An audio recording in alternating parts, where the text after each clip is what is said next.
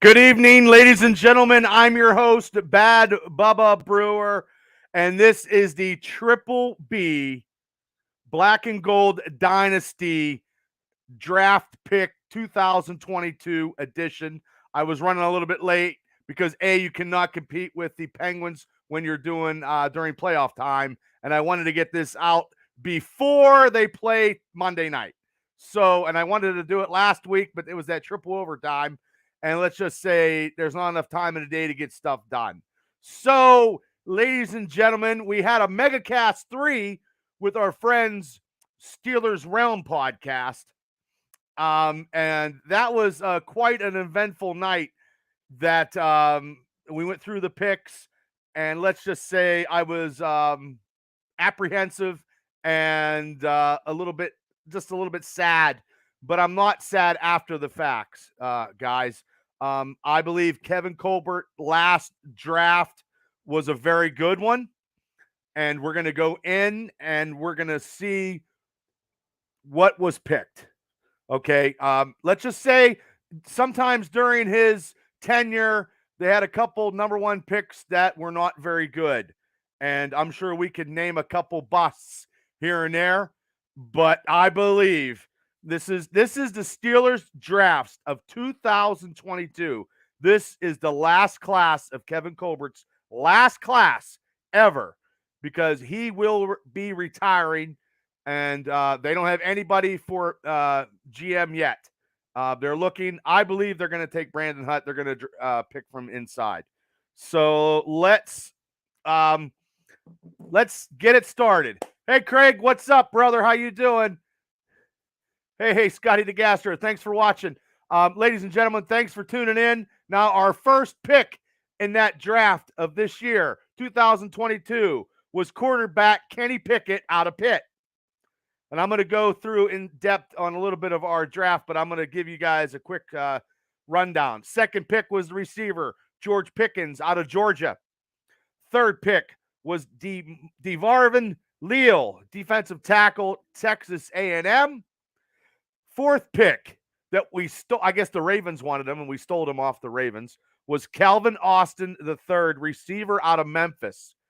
The next pick was Connor Haywood, brother of Cam Haywood, fullback / tight end out of Michigan State.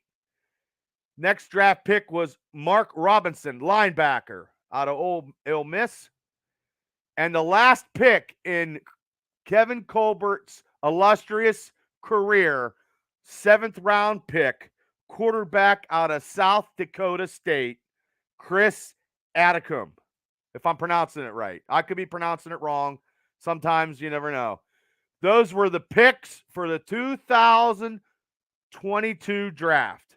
And let's just say, going with the first pick, we knew we needed a quarterback, and I can't believe Kenny Pickett was there. I wanted Jordan Davis. If you saw in the MegaCast 3, the draft special that we did with Steelers Realm podcast, which I was a little upset because we needed defensive linemen. I didn't think Kenny was going to be around. I thought the Washington was going to take him. I thought Carolina was going to take him, and I was surprised he was around in the 20th pick. And look, Kenny Pickett is 6'3", 220 pounds. You know, and Tomlin cited his accuracy, and Tomlin was doing a lot of stuff with Willis, taking him out to dinner and throwing smoke screens up. But realistically, I believe he wanted Kenny Pickett the whole time. Pickett broke 2 of Dan Marino's records, 42 touchdown passes in a year. Dan Marino had 37. So 81 career touchdowns at Pitt to Marino's 79. So if we're going to compare quarterbacks, I know it was a different time in the 80s to it is now, but honestly, we could not pass up the quarterback from Pitt. We couldn't do that twice in my lifetime because I never recovered from not drafting Dan Marino in 1983. So when Kenny's final season at Pitt, guys, he threw for a school record of 4,319 yards while completing 67.2 of his passes. So with this Matt Canada's offense, I believe. Hey, Craig, I'm excited about Kenny too. Hi, Brittany. Thanks for tuning in. So, I believe this is going to be on paper, guys. We have the best three quarterbacks on paper going into camp. Not just one, not just two, three. We got Pickett, we got Trubisky, and we got Mason Rudolph. I know a lot of people don't like Mason Rudolph, but listen, people, on paper, these are the best three quarterbacks going into camp because a lot of teams, like the Packers, might have two. They don't have three like this, and maybe four with the seventh round pick. I believe the Steelers will keep all four of these quarterbacks. So he also helped, Kenny Pickett also helped capture their first ACC Coastal Division crowd in 2018 to their first ever ACC title, won the ACC Offensive Player of the Year, and I liked, we're good, Cable. How you doing, brother? We're good with the four because we need a practice quarterback. Jason Reese, thanks for tuning in with the Pro Wrestling Extreme Talk. Thanks for tuning in. And Cable, it's okay. I'll take four. We've had four for the last couple of seasons. I'll be okay with that. And if you guys are tuning in, please tune in to the Triple B Showcase to watch Cable do his unboxing of the Doc Strange action figures. It was a phenomenal video, and we have a lot of stuff on our network, and those two guys are great. So, but we need four quarterbacks, Cable. Four quarterbacks. So he was the Johnny Unitas Golden Arm Award winner, and he finished third in the Heisman Trophy. So here we go. And I know my co-host on the Triple B Experience and Unscripted, Gary DeBar, Mav, was highly thriving and loving. I guarantee he was a big Pitt fan, and he was ecstatic that we drafted Kenny Pickett. Hey, Brian Lamort, what's going on? We're going to have to see going in training camp. Like I said before, training camp is open to the public. First time in a couple of years. I know I'm going to be going down. I believe the guys are going to go down with me, and maybe we could do something live down there on from any Steeler. I'll take anybody as long as they're wearing the black and gold. I'm okay with that. So that was our first round pick. The man Kenny Pickett, who is walking in. Hi, Margaret. Thanks for tuning in. Who is walking in the footsteps in the shadow of Big Ben Roethlisberger, and that Hall of Famer who's going in for the first time because Tom Brady relisted because he didn't want to ruin Big Ben's thing at Canton. Thank God, because I figured we'd have been effed over one more time by Tom Brady. So I give it up for Tom for signing another year. Thanks, Tom. So anyway, our second pick, guys, is George Pickens. Now, I didn't see this one coming. I thought we were going to get a defensive lineman, maybe the guy out of UConn as the nose tackle, but that gentleman went to the Ravens. But we got receiver George Pickens out of Georgia, 6'3", 200 pounds, but he tore his ACL in 2021. But he came back with grit and tenacity. And he finished out his Senior Bowl to capture a national championship with Georgia. He's very athletic. He is always a big play, and he has speed combined with the suddenness to move routes and stuff like that. So he's going to be it could be the Pickens show. Maybe this year. It all depends. Hey, Shane, thanks for popping in. So, and he also is, I don't know if you guys knew this, he's the nephew of the great Bo Jackson. So if he has any of that grit, that toughness, I've seen a couple of his highlights where he likes to get in people's faces. He doesn't take shit off anybody, and that's what we need to solidify our receivers. Because before this draft, our receiving core was very weak. We only had two. We had Claypool and Dante Johnson going into camp. So now we got some receivers.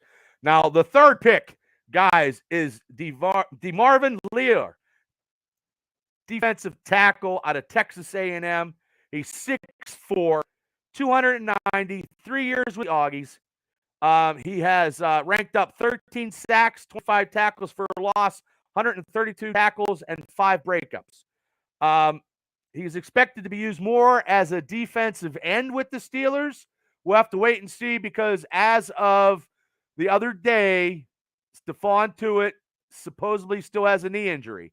So I don't know, and I wish I knew about that sooner because we definitely would have probably drafted somebody in the second round just to be safe than sorry. So, but that was our third round pick, Texas A&M Lear defensive tackle. Now we're going on to the fourth pick, and this fourth pick is Calvin Austin III. He's a receiver out of Memphis and one of the fastest times in the 40 in the draft combine. He's 5'9", 162 pounds. He's light, but he's greased lightning. He ran the 4.3 in the 40-yard, like I said. He and an NFL combine, he was also part of the 410 qualified for the NCAA Division I outdoor championship. So he can run like a deer. And that's what we need. His final 2 seasons at Memphis, he caught 137 receptions, 2,200 yards, and 19 touchdowns. And he's also a talented returner, and he might be competing with the gunner that we got from New England. So right now, I'm kind of happy going on these fourth picks. Now we're going into the second round. Hey, Greg, thanks for watching. I appreciate all you guys for tuning in on the Triple B Black and Gold Dynasty. I truly appreciate this is the draft edition where I'm reviewing the draft picks that we got on the 6th round, guys. Now we got 4 combination of brothers on the Pittsburgh Steelers team, and hopefully, I don't know. We are all in a family here. I don't know what it is, but we got Connor Haywood, tight end, fullback / out of Michigan State. His weight is he's 6 foot. He's not a big tight end. He's 230 pounds. So I don't know hopefully he can block. And he finished his college career with 2,265 all-purpose yards. He had a critical score in the Spartans Peach Bowl victory over Kenny Pickett and Pitt. Maybe they'll talk about it in the locker room. I don't know. But we'll have to wait and see. And we also we have 2 tight ends going into camp. Does Haywood make it as the third because he could do a little bit more in the backfield than the other 2? That could make him a viable draft pick in that later round pick, like I said, in the 6th round. So, okay, guys, we're going on to the 7th round. The 7th round pick of the draft review is Mark Robinson, linebacker out of Ole Miss. I know we need some linebackers, and we picked them up. This is a 7th round pick. So he's 5'11". He's 235 pounds. He was converted from a running back, which I didn't know that. So his first season as a linebacker, guys, he had 91 tackles and 3 sacks. That's pretty good from converting from a running back to a linebacker. And then Coach Flores says that he's going to he has a lot of upside. So hopefully he can get some depth because we need depth at our linebacking positions, and he can also contribute as a pass rusher. So we need that. We need we need depth at linebacking positions all through the Steelers because if somebody goes down, we are very well hurt, and that's how we were hurting in the middle last year and the year before that. So our last pick in the Kevin Colbert era, because it's over. This is it. This is his last draft class of all time, which I thought they would hire somebody before, but I believe they wanted his fingerprints on the draft, which I believe the 7th round pick, they got Chris Owodokonen, quarterback of the South Dakota State. Now, I might have mispronounced his name wrong. It is what it is, guys. But also, too, he also spent time at Stanford and Southern Florida. He played quarterback at those colleges. Maybe they see something that we don't. I don't know because it takes a lot of stuff to look at these guys as college scouts and figure out where they are going to best be put in positions. He's 6'2", 195 pounds. He threw for 3,164 yards, 25 touchdowns, and he had 7 INTs. That's last year, guys. So, and we need a little bit of mobility because we definitely need a practice quarterback to practice being Lamar Jackson and now Deshaun Watson.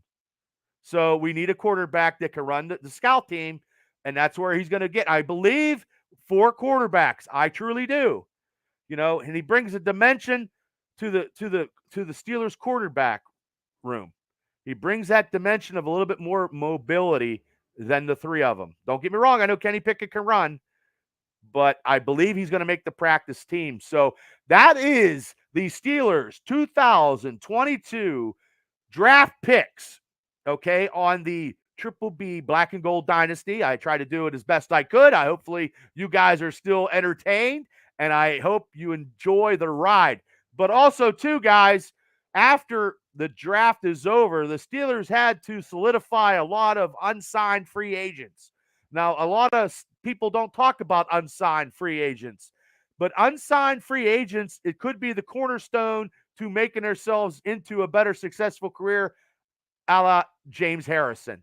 So they signed Jake Dixon out of Duquesne as an offensive tackle. Hey, Beth from Florida, how you doing? And yes, here we go. He's 6'6", 290 pounds. Big guy out of Duquesne, a local guy. Can he make the team? That is going to be the big question. Now, they got some running backs unsigned, and they signed them. Running back, Matea Durant out of Duke. Okay, he only missed 4 games, and he finished in his college career 3,050 yards, all-purpose yards. He's 6'1", 195. There's going to be a little bit of running back unsigned free agent competition in camp, I do believe, because we are very weak in the running backs everywhere else behind Najee Harris. We need to get some backs to relieve Najee so he and the burden is not on him. We just need somebody we need a 1-2 punch and maybe an uppercut with a third back. Okay, so defensive lineman, Donovan Jeter out of Michigan. Huge signee, I believe. Played 32 games, 221 games, played all 14 college games at Michigan. He's 6'3", 325 pounds. That's impressive. That's impressive. So hopefully he can, a few of these guys I mentioned as the unsigned will make camp. They went out and looked hard for a lot of these guys. And some of these guys I can't believe didn't get drafted. But that's how it takes, and that's what it is in the NFL. Outside linebacker, Tyree Johnson, Texas A&M. He started 9 games last year. He's an outside linebacker. He's 6'4", 240 pounds. Like I said, we need a little bit more depth in the linebacking position.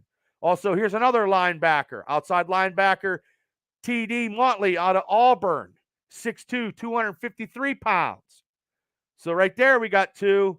We got offensive guard, Chris Owens out of Alabama, 6'3", 305 pounds. Played multiple positions. Started 20 career games, and I believe he played with Najee Harris. Hey, Scoot, how you doing, brother? Hey, Shannon, thanks for tuning in. I appreciate everybody. Bubba, what's going on? Let's go. Let's fucking go Steelers. You're right, Scoot. Let's go. This is the time where we put the pieces in place in the offseason when we start to get mini camp, as I'm talking about unsigned free agents that we signed. And we got some good ones. We got some diamonds in the rough here, Scoot. I do believe. I would love to be able to go to camp this year, Beth. Yeah, they're opening camp, like I said. Maybe when you come up and visit your family, you could pop in maybe. So actually they got, like I said, Chris Owens, and they also got cornerback Chris Steele, Southern California, 6'1", 190 pounds. They signed a couple. They didn't draft anybody. They signed some corner. So offensive tackle Jordan Tucker. This guy is a house. He is from North Carolina. He started all 13 games. Listen to this, guys. 6'6", 340 pounds. Oh, that is awesome. If this gentleman can make the team and solidify an offensive line with some tenacity and nastiness that we know we're used to seeing, but we didn't see last year. Durant from Duke is going to be good for us. I hope so, Scoot.